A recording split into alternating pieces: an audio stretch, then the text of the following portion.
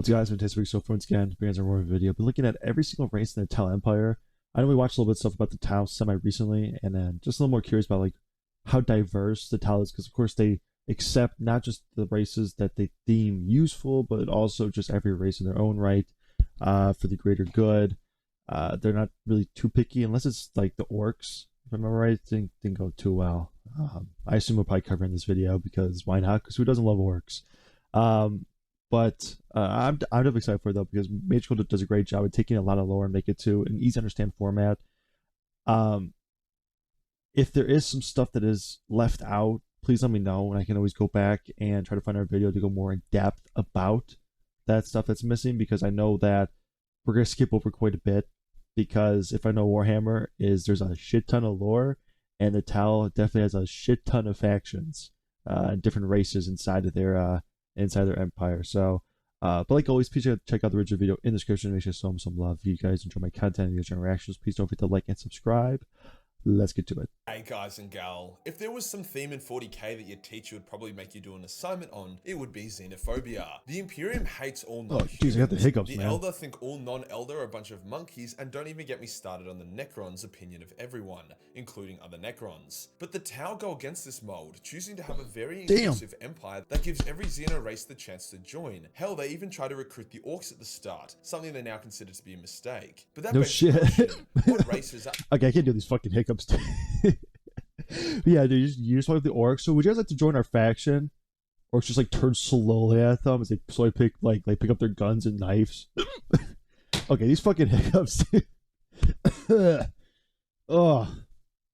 Actually in the Tau I hope they go away, man. Recruit, but how many others are involved, and what special function do they play? Before we get started, I have something to show you guys and gal that I know you'll love. Stories for you $1 million different and a cool way to below. So there's the Tau make up the bulk of the Tau Empire and act as its heart. It's they who came up with the philosophy. I do love their armor though, man. It looks dope. And it is they who administrate the Tau Empire and act as its leaders. They are extremely adaptable, able to convert various different technologies to become their own, which empowers themselves in the process. The Tau are all about efficiency, dividing their people into 5 distinct castes with strict rules regarding only banging Tau within your own caste. The Tau are ruled by the ethereal caste, who by extension rule the entire Tau Empire. This next race that are a part of the Tau Empire might grind some of your gears, but I don't make the law, I just retell it in a mildly comical yet severely retarded way. That race being the human race. Although most humans are a part of the Imperium of Man, there are millions or more humans it looks that so decided to clean. defect to the Tau Empire.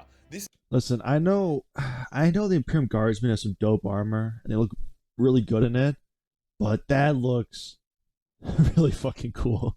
I'm sorry. That looks clean as shit. I fucking hate these hiccups. This is for a variety of reasons, chief amongst those being that the standard of living in the Tau Empire is way better than for the Imperium. Yeah. The Tau agriculture and other day-to-day activities being way more fun. Some humans just find their planets taken over by the Tau, and after a few generations, don't even remember what the Imperium of Man is, so they just fight for the Tau. Humans within the Tau Empire are called the Gulvesa, which means human helper.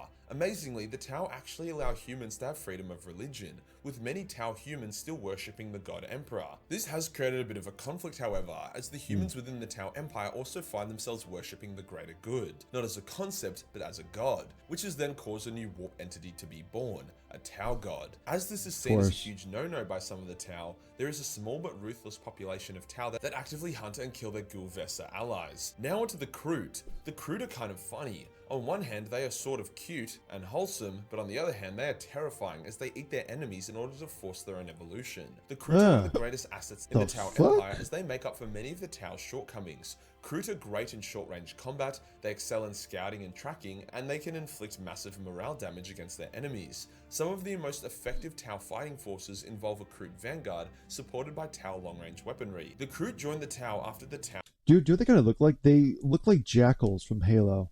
A little bit, you know, because that's what the jackals are for, you know. At least to a point, they're like the snipers or well, not exactly when it comes to close range combat, but they're very specialized role. They're recon, you know, all that kind of stuff, and they kind of look like them to a point, you know.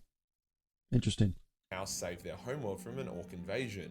Although they seem a bit primitive, the crew are actually quite articulate and intelligent, with them even having some seriously advanced technologies, as well as their ability to heavily modify their own DNA via consuming the flesh of a specific group. For example, cool. eating orcs will increase a crew's muscle mass, eating winged creatures will give a crew wings, and so on. There are only a few creatures that are forbidden to eat, that being the Necrons, as it ended horribly when the crew ate them in the past, Chaos corrupted humans for obvious reasons, Tyranids for even more obvious reasons, and the Tau themselves. As the Tau saved their homeworld, it's considered sacrilege to eat them. Now that covers the most obvious members of the Tau Empire, so it's time to get a bit more niche. The next race are the Vespid, winged bug-like creatures with impressive crystal technology. Initially, the Tau had a really hard time communicating with the Vespids. Their extremely alien brains meant that not only did they not understand the Tau, but they also didn't even see them as a fellow sentient race. However, the Tau were able to create these communication helmets that allowed the two species to talk. The Vespids instantly joined the Tau Empire and embraced the greater good upon the activation of these communication devices. However, some within the Imperium believe that the communication devices are actually mind control devices,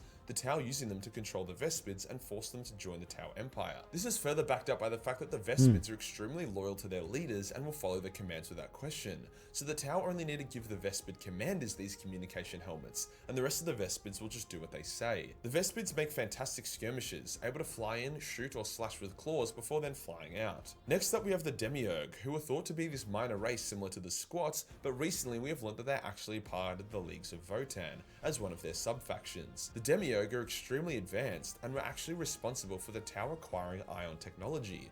However, they don't really like fighting the Tau's battles, and also just use them to try reach new super mineable planets. After all, they are space dwarves. Space dwarves fucking love mining. You could probably argue that the Demiurge are more so an economical ally of the Tau as opposed to members of the Tau Empire, but who's keeping track? Ion weapons have been a massive boon for the Tau, so that's all that really matters. This next member of the Tau Empire are a bit of a curiosity, the Nikasa, a race of super curious psychic aliens that love exploring the galaxy. The Nikasa and Tau bumped into each other due to chance, with the Tau recognizing that the Nikasian psychic ability made them much better at space exploration. Hence, Nikasa ships will kind of act like rogue traders, but for the Tau Empire. As a bit of a fun fact, the Nikasa were the first non-Tau to join the Empire.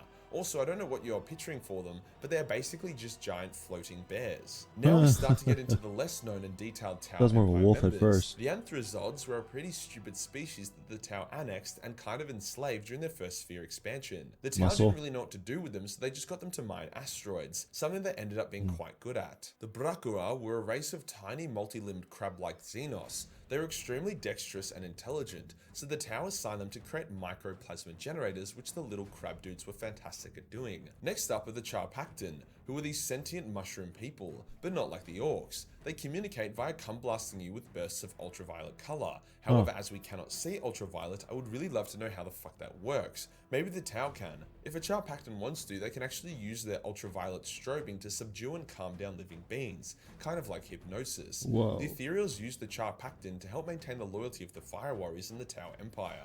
No list of Xeno species would be complete without tentacle hentai monsters, thus I give you the Galgs. The Galgs were happy to join the Tau Empire as soon as they were encountered, and due to their size, tentacles, and horrifying appearance, they act as backup troops for Tau forces. The Galgs aren't particularly powerful or technologically advanced, however the Tau give every race a chance to join the Empire, not just the useful ones. As a bit of a fun fact, the Galgs believe that if they do not live a wholesome, worthy life, then upon death they will go to hell and be born as a Makul, which is like a Galg demon. Neat. Now onto the Greet, who are a race of water-loving invertebrates. The Greet did actually have space travel prior to joining the Tau. Like, they're good in like every regard, every area. And will often have a ship or two accompanying Tau fleets as a part of their auxiliary force. In saying that though, they don't seem to offer much else beyond that, as they aren't suited for combat operations. Next up is the Giarix, who are like these delicate jellyfish-esque Xenos who are great at spaceflight. Because of this, they are also used alongside the Nikasa ships to act as scouts and wayfinders for the Tau Empire. Next up is the Tailians, a warrior race of dinosaur-like Xenos.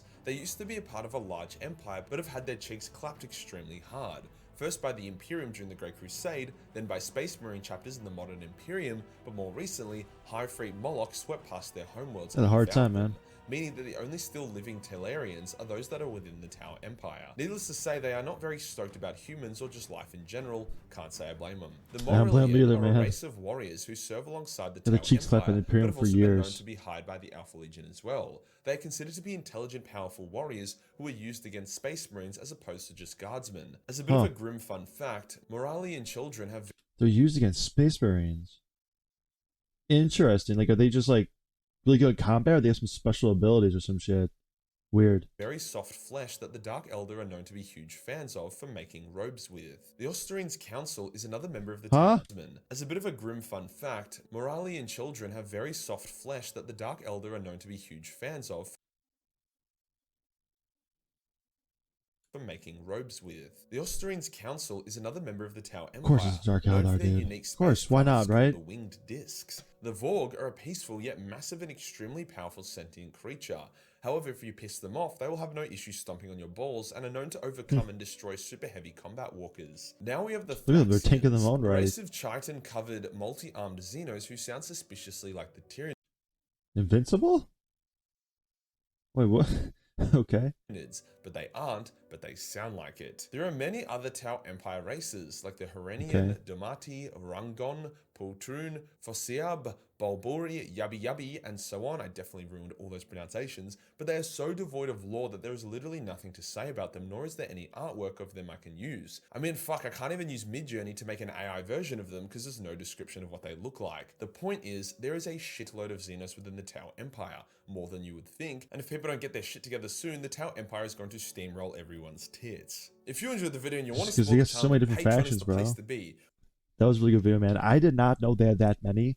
And the fact that some don't have any lore about them is also kind of crazy because how much more they can expand the Tau Empire and how flexible they are in non-combat, but just in everyday operations. In my opinion, they have the greatest potential in the Warhammer universe. The Imperium would be if the Emperor was still kicking.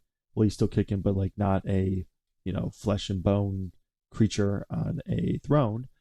I feel that Tau has the greatest potential just because of how infighting they are. Of course, you don't want to really piss them off because it's a Tau, but they invite everyone in.